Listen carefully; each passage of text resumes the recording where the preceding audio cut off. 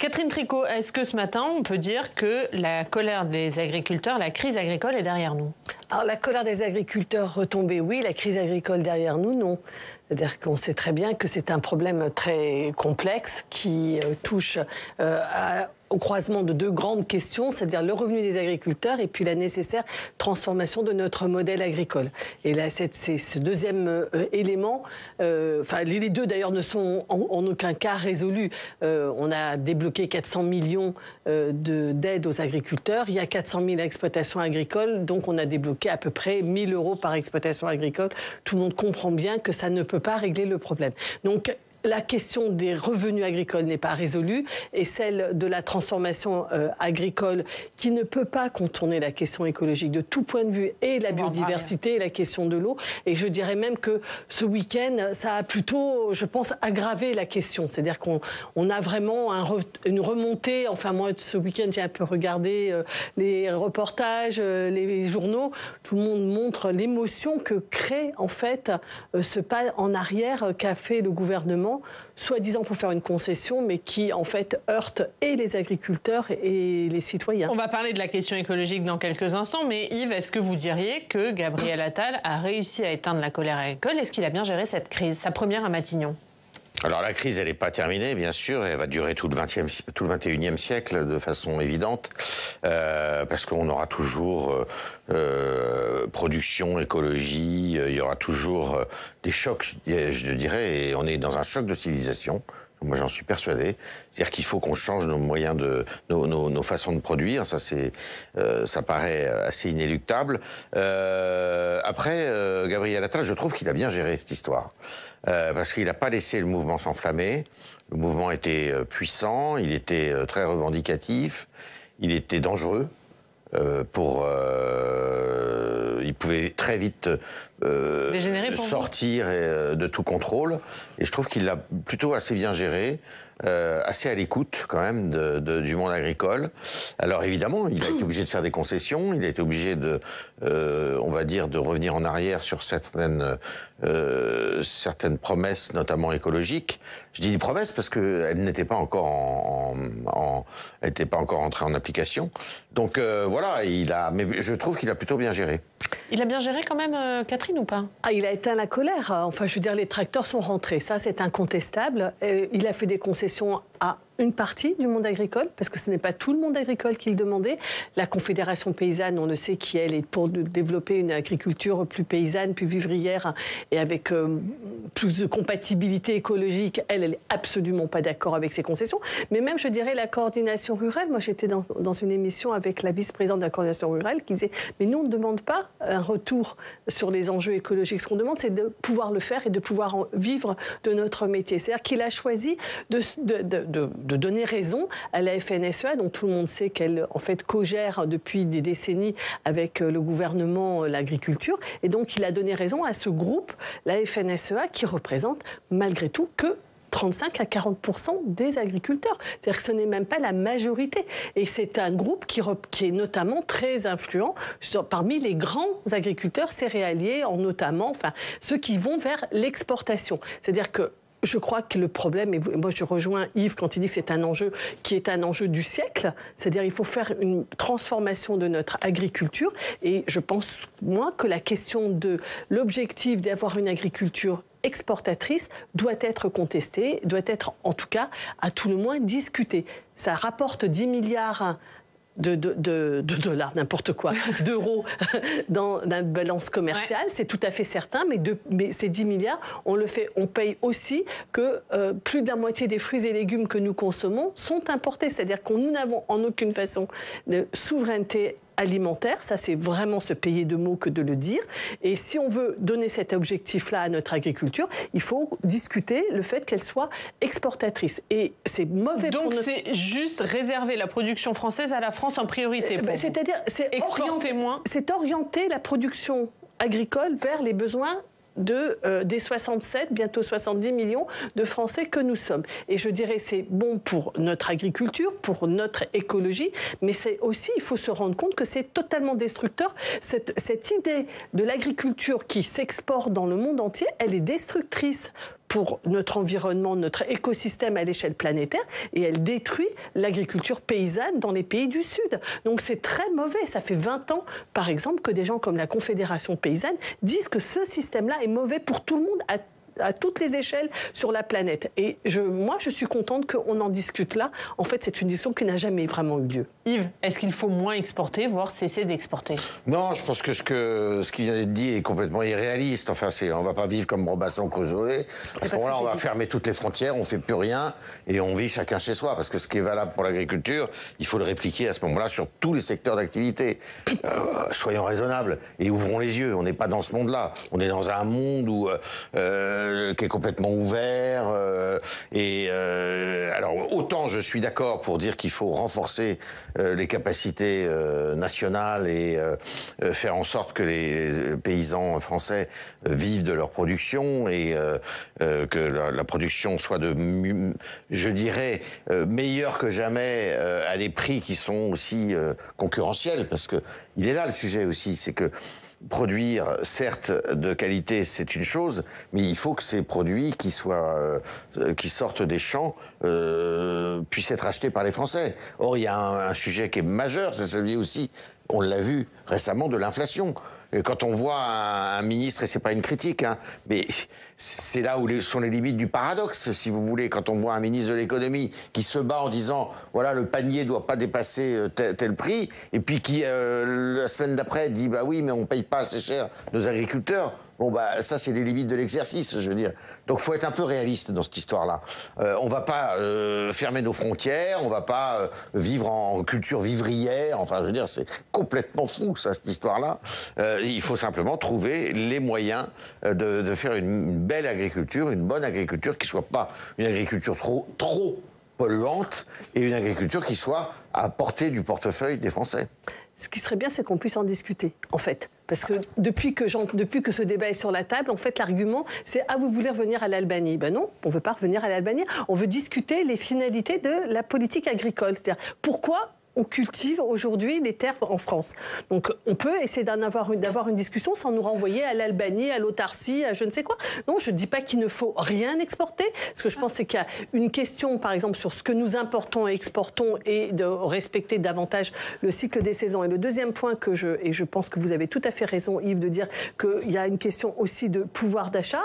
Alors, il y a deux enjeux là-dedans. Le premier, c'est que ce qui serait bien, c'est qu'on pense qu'il faudrait donner un peu plus d'argent aux salariés en France, parce qu'un des problèmes, si le bio, par exemple, s'est écroulé, c'est parce que les gens ne gagnent pas assez d'argent. On est devant une paupérisation, on le sait, des salariés français.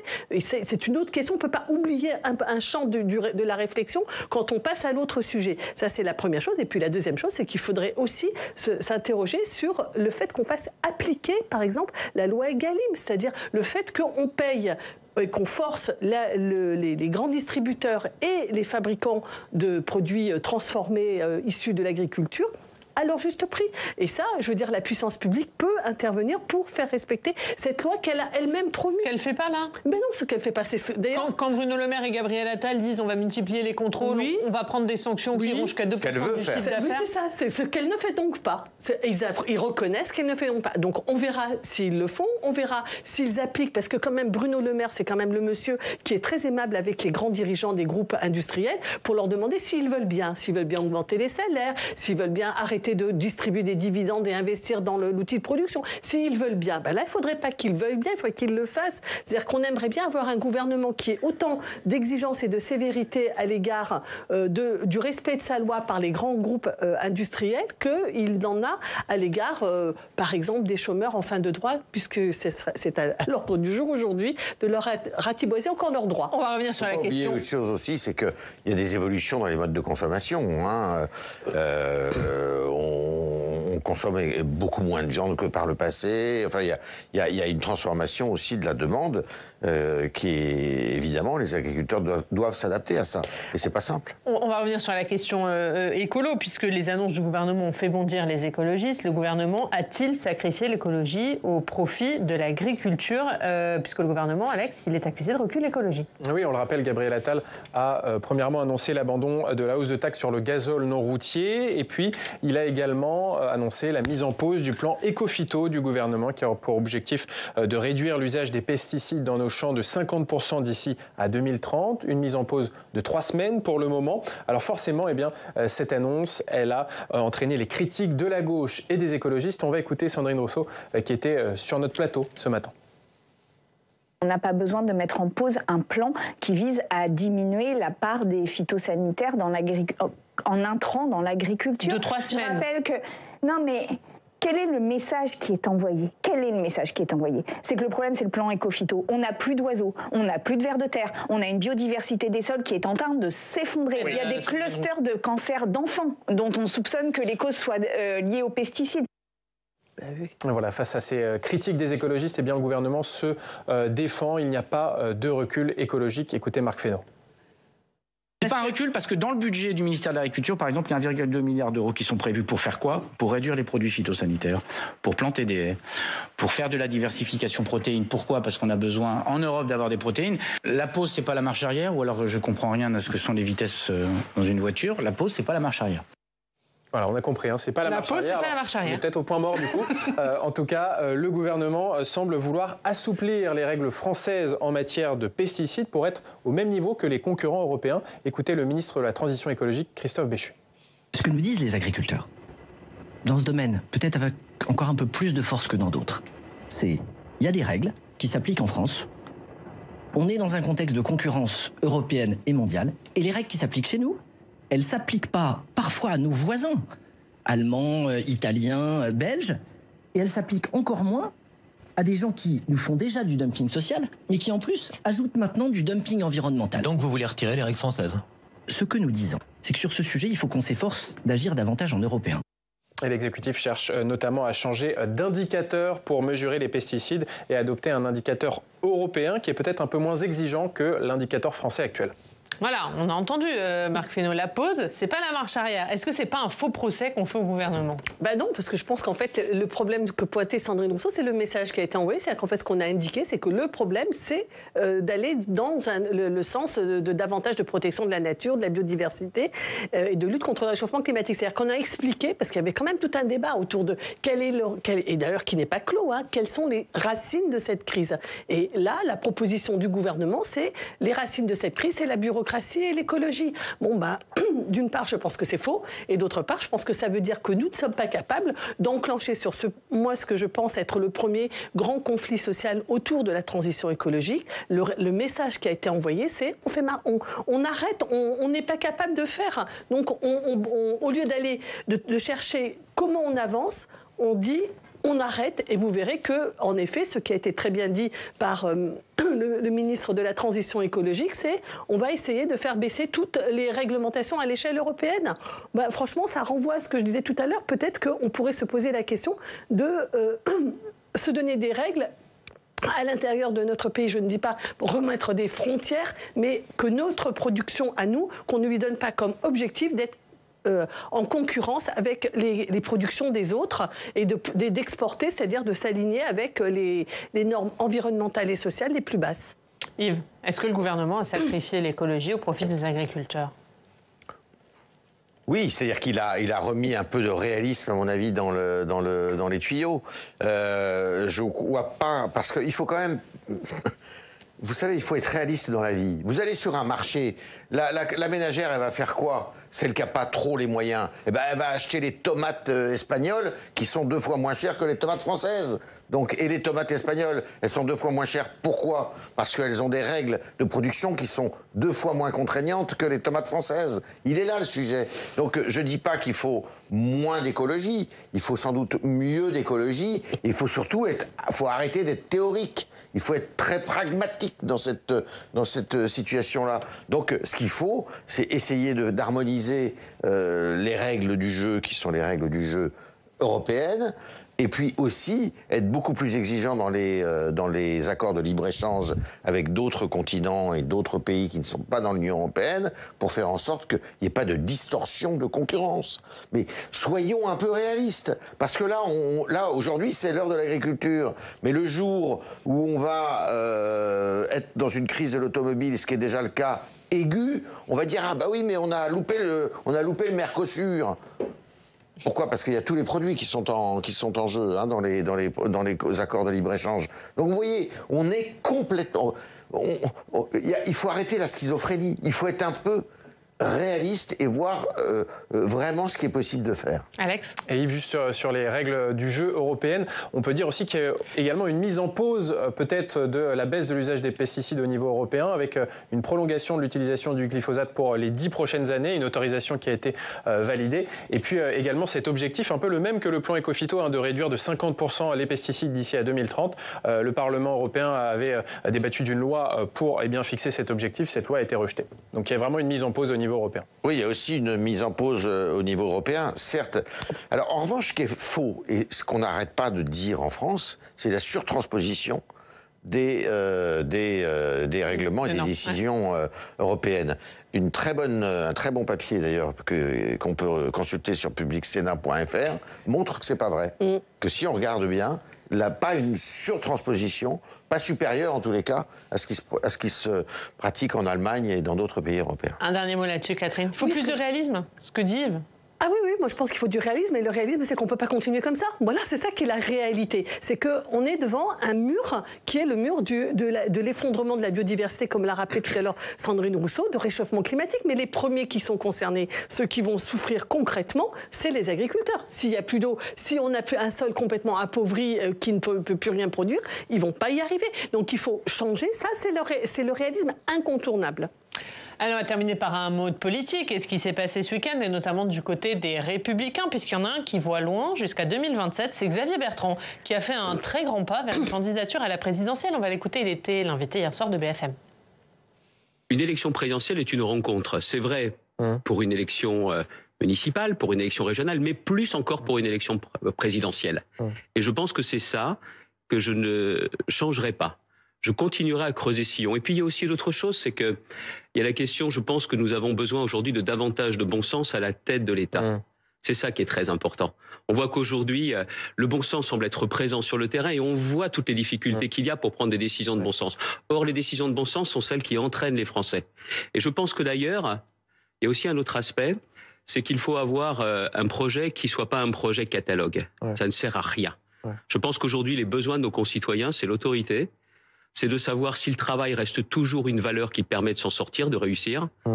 Et puis la vraie boussole, c'est l'avenir des jeunes.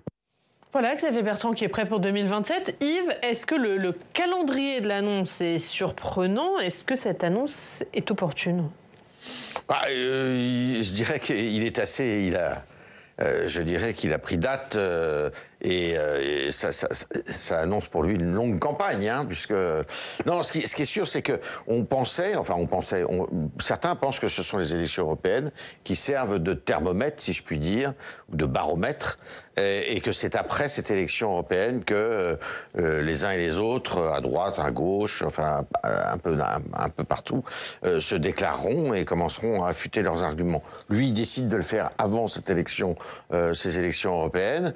On pense évidemment à Laurent Wauquiez, qui lui ne cache pas ses ambitions et attendait de voir ce qui se passait aux élections européennes. Mais est-ce que du coup là, il complique la tâche aux Républicains, puisque pour Éric Ciotti, c'était Laurent Wauquiez le candidat naturel. Vous savez, ça ne va pas se passer au niveau des Républicains, cette histoire. Il va y avoir, de mon point de vue, il y aura 3 blocs pour l'élection présidentielle. Vous aurez un bloc d'une droite nationaliste, Zemmour, Le Pen et peut-être quelques autres. Un bloc de la gauche autour de Mélenchon. Moi, je reste persuadé que ce sera lui qui sera le candidat. Et puis au milieu, vous aurez un bloc central dans lequel vont concourir peut-être une dizaine de candidats. Et c'est bien leur malheur, parce qu'ils risquent, s'ils n'arrivent pas à s'entendre, de faire le jeu des 2 autres blocs, qui sont des blocs mortifères pour l'avenir de la France, me semble-t-il. Donc, on va voir. Mais dans ce bloc-là, il y a à la fois la majorité présidentielle, il y a les LR et aussi une partie du Parti socialiste. Alors, je ne sais pas s'il y a une partie du Parti socialiste, ça s'est allé vite en besogne. Par contre, je suis d'accord avec ce que vient de dire Yves Tréhard, c'est qu'en fait, il va y avoir un candidat qui va rassembler la droite et ce qui s'appelle encore la Macronie, mais qui ne s'appellera plus la Macronie, puisqu'il n'y aura plus de Macron. Donc, il va bien falloir trouver un candidat. Ils vont chercher un candidat et je crois que Xavier Bertrand comprend que la campagne est lancée. C'est-à-dire que la nomination de Gabriel Attal et son démarrage en fanfare, réavive un tout petit peu cette question. Et puis, on attend aujourd'hui le résultat du procès de François Bayrou qui ne cache pas non plus ses propres ambitions. Donc, en fait, laisser partir trop les autres, c'est-à-dire ne pas rentrer dans l'équation, ça fait que les gens commencent à réfléchir sans vous. Alors, lui, il dit, bah non, il y a le maire du Havre, il y a le Premier ministre, il y a le président du Modem, il y a peut-être l'ancien président de la République, Nicolas Sarkozy, dont on dit que certains qu'il pourrait être le recours. Il y a le président de la région Rhône-Alpes, et ben, il y a le président de la région Nord-Pas-de-Calais. Et lui, il pense qu'il a des arguments en tant que président d'une région populaire qui fait face au Front National. Donc il a des arguments à mettre dans la balance. Et je crois qu'en effet, comme vous le dites, on n'attendra pas les élections européennes pour le juge de paix. La question, le paysage en tout cas de la droite, du centre et de la droite, enfin, qui est le centre droit, lui, il est clarifié. Enfin, il se dessine. Par contre, ce qui n'est pas dessiné, c'est le candidat. Et je pense que Marine Le Pen, par exemple, bénéficie d'être vraiment très très haut dans son camp. C'est-à-dire que ça lui donne un poids politique supplémentaire, le fait d'avoir réuni, d'une certaine manière, d'avoir plié le match avant que le match commence. Et donc, ils vont vouloir essayer d'activer. Moi, c'est mon impression. Est-ce que les Républicains rentrent encore un peu plus dans une période de turbulence ? Il y a cette candidature de Xavier Bertrand. Il y a aussi le fait que la suite du remaniement est attendue et que des débauchages de LR et notamment de sénateurs LR ne sont pas exclus. C'est sûr que l'avenir des Républicains, il est compliqué parce que on voit qu'il y a quand même d'abord, il y a une course des ambitions, il y a des désaccords de fond aussi. Ils sont pas tous sur la même longueur d'onde. Ils pensent pas tous la même chose. Et à mon avis, il y en a une partie qui est très Macron-compatible, qui pourrait très bien travailler avec la majorité actuelle, et puis une autre partie qui cherche à conserver l'identité des Républicains, et puis encore une autre partie qui, elle, est radicalement beaucoup plus conservatrice et qui l'affiche avec fermeté. On le voit avec François-Xavier Bellamy, qui est une figure du Parti républicain et qui d'ailleurs devrait normalement tirer la liste aux européennes et qui représente une sensibilité certaine. Les Républicains, c'est pas un bloc monolithique, hein. Et comme tout parti, c'est compliqué à faire vivre tout cela. Allez, on suivra tout ça. On regarde ce qu'il y a à la une de nos quotidiens régionaux avec Alex.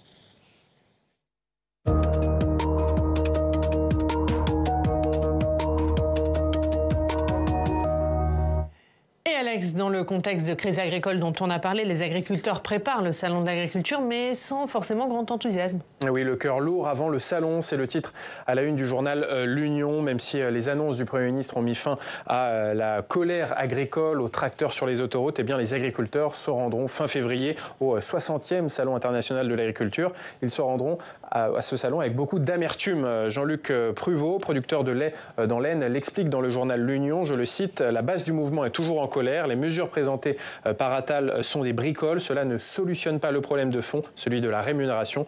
Je le cite, ce sera chaud patate quand les politiques vont venir au salon, prévient-il. Le sourire de nos agriculteurs sera en revanche réservé aux Français en visite, même si il s'agira aussi de faire passer un message aux consommateurs. Autre sujet, le bilan du Brexit, c'est à la une des dernières nouvelles d'Alsace. Et oui, cela fait 4 ans que le Brexit a été appliqué, 8 ans qu'il a été voté par référendum, et c'est aujourd'hui la déception pour les Britanniques. Exemple à Boston, la Boston anglaise, une ville sur la côte est de l'Angleterre, celle qui a le plus voté pour le Brexit, 75% des voix à l'époque, et les habitants sont aujourd'hui amers, comme cet ancien barman, je le cite, je me suis trompé, si c'était à refaire, je voterais pour rester dans l'Union européenne. Les Brexiteurs, à l'image de Boris Johnson, nous ont menti. En effet, le système de santé britannique s'est dégradé, l'inflation a frappé de plein fouet le pays, et puis pour ceux qui pensaient voter Brexit et voter contre l'immigration, eh bien les flux migratoires n'ont pas été mieux maîtrisés. Apprendre autrement, c'est la une de Nice Matin. Et oui, Nice Matin s'est intéressé aux méthodes pédagogiques innovantes dans la région niçoise, avec par exemple un Menton, un cours de géométrie sous forme de jeu d'orientation dans la cour de récréation. Cela permet de mieux se représenter les formes dans l'espace, ou encore à Nice, un outil numérique qui favorise la lecture collective et à voix haute de beaux textes de la littérature. Cela stimule davantage l'apprentissage que la lecture silencieuse et individuelle. Et puis à Nice encore, des enfants du cours élémentaire qui font des potagers en forêt, en permaculture. Cela les reconnaît reconnectent à la nature et cela les sort un peu de leur mode de vie sédentaire et dominé par les écrans. Et puis, Oriane, on finit peut-être par la une de la Provence et du Progrès de Lyon, désolé, consacrée à la défaite de l'Olympique de Marseille hier contre Lyon 1-0. Désespérant pour la Provence. OM Lyon qui gagne un match en mode guerrier. C'était la une du Progrès de Lyon. Merci Alex, merci beaucoup. La une du Figaro, démographie, les leviers pour tenter d'enrayer la chutier. Oui, alors il y a la démographie qui est un problème dans toute l'Europe d'ailleurs. C'est à dire dans le Figaro, la revue Regard. Et cette question, le monde existe-t-il encore ? C'est précisément la question que nous demandons d'avoir. C'est est-ce qu'on est capable de refaire un monde en commun? C'est à lire dans Regard. Merci Catherine Tréco, merci Frère d'avoir été avec nous. Merci beaucoup Alex. Merci. À demain, prochain rendez-vous, c'est à 18h. Thomas Hugues, Sciences Publiques, et nous on se retrouve demain. Très bonne journée.